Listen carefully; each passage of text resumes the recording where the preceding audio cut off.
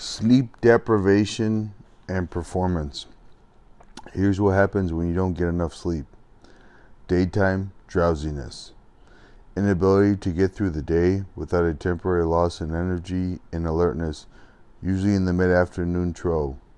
Feelings of inattentiveness and grogginess, particularly when doing soporific tasks, especially likely to occur after a heavy meal or a low dose of alcohol while you are sitting in a warm room, listening to a boring lecture, or participating in a dull meeting. Again, these factors do not cause sleepiness. They simply unmask the physiological sleepiness already in the body. Micro sleeps. Brief episodes of sleep lasting a few seconds at a time, which produce inattention and can result in accidents, even death. Sleep seizures. Unintended longer episodes of sleep that occur as rapidly as a seizure without warning in a severely sleep-deprived person.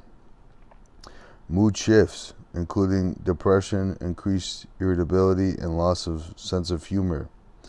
Mood is one of the first things to be affected by sleep loss. With even minimal sleep loss, our threshold for containing anger is lowered. We can quickly lose friends, anger, spouses, upset, negotiations, and make enemies. Stress, anxiety, and loss of coping skills. Overwhelming feelings of not being able to cope even with simple problems or moderate workloads, increase in worry, frustration, and nervousness. Inability to maintain perspective or to relax under even moderate pressure. Lack of interest in socializing with others. Wanting to avoid group participation or interacting with others owing to fatigue. Desire to disengage from the outside world. Weight gain. Consumption of beverages and foods high in sugar content used as an aid to staying awake when sleep deprived. Some people attempt to reduce anxiety or boredom through eating. Feelings of being chilled. Often the result of trying to stay awake very late at night after the circadian rhythm ebbs and causes body temperature to plummet. Reduced immunity to disease and viral infection. The body's natural killer immune cells stop functioning as sleep deprivation increases. Feelings of lethargy. Loss of motivation to maintain present tasks or pursue new endeavors. Reduced productivity. Reduction in cognitive functioning and reaction time, including the following: reduced ability to concentrate, reduced ability to remember, reduced ability to handle complex tasks, reduced ability to think logically, reduced ability to assimilate and analyze new information, reduced ability to think critically, reduced decision-making skills, reduced vocabulary and communication skills, reduced creativity, reduced motor skills and coordination, reduced perceptual skills. Would you hire a person with the above traits to work for you?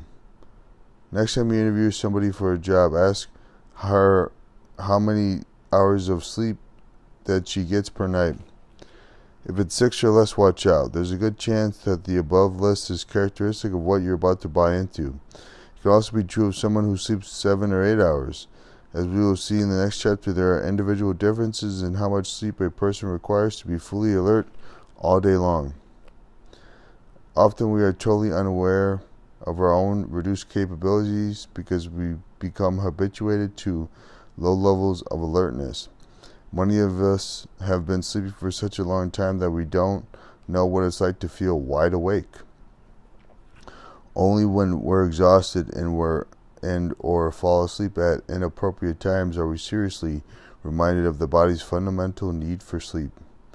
Do any of the above traits describe your behavior?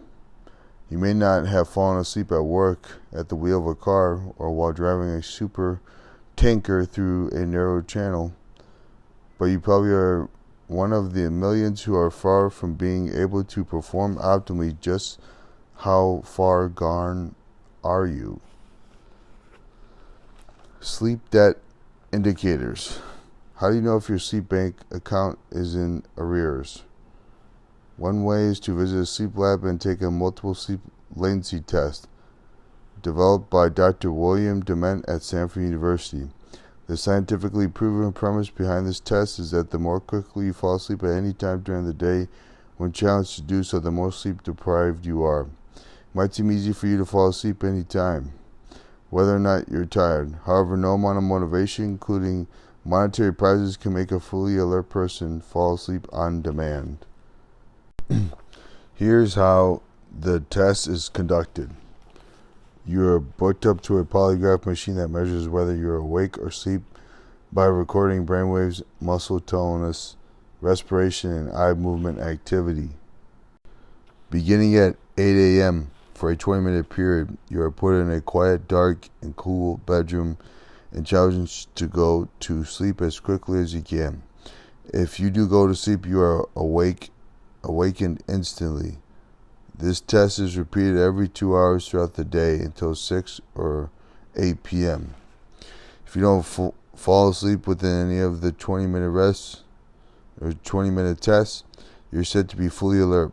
For example, 8 to 9-year-old children who have not yet reached puberty usually get adequate sleep and rarely fall asleep on any of the test trials. On the other hand, exhausted high school and college students, as well as people with serious sleep disorders such as narcolepsy and sleep apnea, fall asleep after only 3 to 5 minutes during any test period. Most of us, especially busy executives and senior citizens, are at least moderately sleep deprived and will fall asleep after 5 to 15 minutes in one or more of the 20-minute test periods. This drop in alertness is most likely to happen between 2 p.m. and 4 p.m. in the mid-afternoon trough, when there is a noticeable dip in our clock-dependent circadian rhythm, even if we're fully rested. If you haven't been getting enough rest at night, this daytime drop in alertness is more severe, and you'll probably be drowsy enough to fall asleep. The multiple sleep latency test can detect as little as 30 minutes of nocturnal sleep loss from the previous week. It's a very accurate index of daytime alertness, far better than asking you if you feel sleepy. When you're preoccupied with stimulating work, you may think you're alert even when you're actually quite sleep deprived. Activity masks the sleepiness, but the tendency to sleep is there. If you were to stop work and do something rather monotonous and soporific, like take a multiple sleep latency test or drive on a freeway, the insidious sleepiness could reveal itself instantly and without warning cause a seizure of sleep. A teenager who fell asleep at the wheel in the middle of the afternoon said, "Before I knew it, I had drifted across the median and was on the other side of the road. A woman died and a little boy is still in a coma. He will probably have brain damage. I don't have a sleep disorder. If this can happen to me, it can happen to many people. It can happen to you. You are non-invincible." In a study of young adults who declared themselves to be always alert during the day, Dr. Thomas Roth of Detroit's Henry Ford Hospital found that 34% of them were severely sleep deprived as measured by the multiple sleep latency test. They thought they were alert, but they were not. They were disasters waiting to happen. You don't have to go to a sleep lab and take the multiple sleep latency tests to see if you're sleep deprived. Remember, your answers to self-test B in Chapter 2, all the items repeated here are good indicators of probable sleep debt. If three or more of the following describe you, it's quite likely you need to get more sleep. I need an alarm clock in order to wake up at the appropriate time. It's a struggle for me to get out of bed in the morning. I feel tired, irritable, and stressed out during the week. I have trouble concentrating. I have trouble remembering. I feel slow with critical thinking, problem solving, and being creative. I often fall asleep watching TV. I often fall asleep in boring meetings or lectures or in warm rooms. I often fall asleep after heavy meals or after a low dose of alcohol. I often fall asleep while relaxing after dinner. I often fall asleep within 5 minutes of getting into bed. I often feel drowsy while driving. I often sleep extra hours on weekend mornings. I often need a nap to get through the day. I have dark circles around my eyes. If the sleep debt indicators in the self-test describe your behavior, you need to make a change. You're probably experiencing some of the performance consequences noted above, but might be totally unaware of how far your situation is from the ideal. The necessity for taking action. One night with minimal sleep will not harm you, although you're likely to be less spontaneous, flexible, and original the next day. With little extra effort and concentration, you'll be able to perform routine tasks. If you lose another night of sleep, even performance of mundane chores will suffer. Most of us need at least one more hour of sleep every night than we get. The consequences of gradual yet continuous sleep deprivation might not be readily apparent at first glance, but over time the insidious sleepiness will begin to take its toll on your mood, your performance, and your health. Your education, your job, and your family and social life will be affected. Unintended sleep seizures for which there is no warning could be embarrassing, costly, and even fatal. Getting a good night's sleep on a regular basis will determine how close you can come to optimal living during your waking hours. If your journey through the night is too short, fragmented, or disrupted, and you're not getting enough sleep, and most of us are not, you've got to change your practices. There's an easy way to determine your personal sleep requirement and a variety of strategies to help you obtain a good night's sleep on a consistent basis.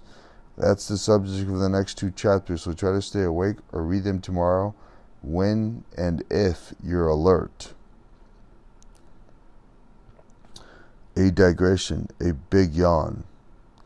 Yawns are slow, involuntary movements of the mouth that begin with a slow inspiration of breath and conclude with a briefer expiration. The word yawn is actually derived from the Old English word ganyan, meaning to gape or to open wide. Facts about yawns. Humans of all cultures, nations, and races yawn. Yawning has been observed in humans as early as the first 3 months after conception. Crocodiles, fish, birds, and snakes yawn too. The average yawn lasts about 6 seconds. Yawns often recur at intervals of about 1 minute. Yawns feel good. In fact, on a scale of 1 bad to 10 good, the average rating people give to yawns is an 8.5. Are you tired, just bored, or sick? The idea that yawning is a response to an excess of carbon dioxide or a shortage of oxygen is completely false. An attack of a series of uncontrollable yawns is a very good indicator that it is time for bed. If you're getting enough sleep and are still a habitual yawner, you must be pretty bored. Oftentimes, you yawn because you're stretching, but stretches are not always accompanied by yawns. Yawns can sometimes be viewed as an indication that there is something wrong inside the body. Frequent yawning can be one of the symptoms of brain lesions and tumors, hemorrhages, motion sickness, opiate withdrawal, encephalitis, and chorea.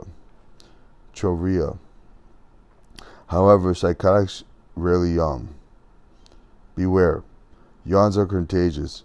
It's a proven fact that upon witnessing someone yawn, people are tempted to imitate the act. Contagious yawning is thought to be an ancient way of communicating bedtime to the rest of a group of people. Studies have shown that it is the whole yawning face, not just the gaping mouth, that stimulates a yawn response. So covering your mouth during a yawn doesn't save anyone else from being infected. All in all, yawns are a normal and healthy function of the body. Try not to fight them. A stifled yawn is never as enjoyable as a completed one. Research indicates that even reading about yawns can trigger them. You may be experiencing this now. Part 3. Preparing your mind for peak performance. Early to bed and early to rise makes a man healthy, wealthy, and wise. Benjamin Franklin. Poor Richard's Almanac. Chapter 5, The Golden Rules of Sleep. The Golden Rules of Sleep. Number 1, get an adequate amount of sleep every night. Number 2, establish a regular sleep schedule. Number 3, get continuous sleep. Number 4, make up for lost sleep. Optimal sleep for optimal living. Do you want to be alert, dynamic, and full of energy all day long? Be in a good mood? Be productive, creative, and capable of making good decisions? Be able to express yourself well? Have good concentration and memory? Not be unduly susceptible to disease and viral infection. In general, do you want a chance at optimal living? If so, you need to get an optimal sleep, the amount and quality of sleep that allows you to function throughout the day without feeling drowsy. Without optimal sleep, you don't stand a chance of reaching your potential. With optimal sleep, you'll be amazed at what you could do with your newfound life. Optimal sleep is power sleep. Where do you start? By becoming familiar with and practicing the 4 golden rules outlined here. When do you start? Tonight. The golden rules of sleep. Number 1, get an adequate amount of sleep every night. Identify the amount of sleep you need to be fully alert all day long and get that amount every night. It will dramatically change your mood and your ability to think critically and creatively. It will also improve your memory, perception, reaction time, and motor coordination. Important for such activities is driving a car or a golf ball. Perhaps for the first time, you will know what it's like to be fully awake. Your improved performance will surprise you, and it won't take but a few weeks to see and feel some results. The average adult sleeps between 7 and 8 hours. For a very few individuals, 6 hours of sleep each night might be adequate. 1 or 2 people in 100 can manage to get by with 5 hours. For a significant amount of others, it might take as many as 9 or 10 hours of sleep to function at full capacity and be wide awake all day. The Olympic gold medal skater Dan Jensen said he needs 10 hours of sleep when he's in training. Bonnie Blair, the holder of the most gold medals won by an American woman in any sport, says she was getting barely more than 6 hours before she heard me talk about the importance of sleep in determining performance. I've been teasing her, imagining how many more gold medals you would win if you only got more sleep. The average adult sleeps between 7 and 8 hours. For a very few individuals, 6 hours of sleep each night might be adequate. 1 or 2 people in 100 can manage to get by with 5 hours. For a significant number of others, it might take as many as 9 or 10 hours of sleep to function at full capacity and be wide awake all day. Your optimal sleep requirement is largely determined by heredity. If both of your parents were short sleepers and were never drowsy during the day, you might be lucky enough to require less than average sleep. A very few people called hypersomniacs might have been known to manage on just 3 or 4 hours. They have so much time on their hands, they often work 2 full-time jobs and are impatient with those of us who waste so much time in bed. Realistically speaking, most of us aren't willing to balance our schedules in order to get the optimal 10 hours of sleep mentioned in the last chapter. At minimum, most people absolutely need to obtain at least 60 to 90 minutes more sleep than they presently get. In support of this rule of thumb, when volunteers in a study were allowed to sleep as long as they wished, they consistently slept an extra hour or more than usual. Dr. Thomas Roth at Henry Ford's Hospital's Sleep Disorders and Research Center in Detroit found that sleeping 1 hour longer boosted a person's alertness by 25%. And that's just one of the innumerable benefits of getting more sleep. Your personal sleep quotient. It's time for you to get beyond the rule of thumb. Precisely determine your personal sleep quotient. Here's how. Start by selecting a bedtime when you're likely to be able to fall asleep easily. Settle on a time at least 8 hours before you need to get up. Maintain that bedtime for the next week and keep track of the time you rise. You might wake up too early for a few days if you've been conditioned to a short sleep schedule, but if you're sleep deprived, that maladaptive conditioning will soon give way to longer sleep. Note, if you need an alarm clock to wake you up, if you find it hard to get out of the bed in the morning, or if you're tired during the day, you haven't slept enough. If you haven't been sleeping enough, don't change your rising time. Instead, go to bed 30 minutes earlier than usual for the next week. Add 15 to 30 more minutes each week until you awake without an alarm clock and feel alert all day. When you establish your correct bedtime, you might try to cut 15 minutes and see if that produces feelings of drowsiness the next day. Let you know for sure if you've determined your individual sleep requirement. Your needs and sleep habits will change at various times during your life. In Chapter 12, you'll see that infants, adolescents, the elderly, and pregnant women are among those who are likely to encounter shifting sleep patterns that require special attention. In any case, you cannot get too much sleep. Getting extra shut-eye never hurts. Sometimes we feel groggy when we sleep long hours. It's because we wake up in the mid-afternoon trough of alertness.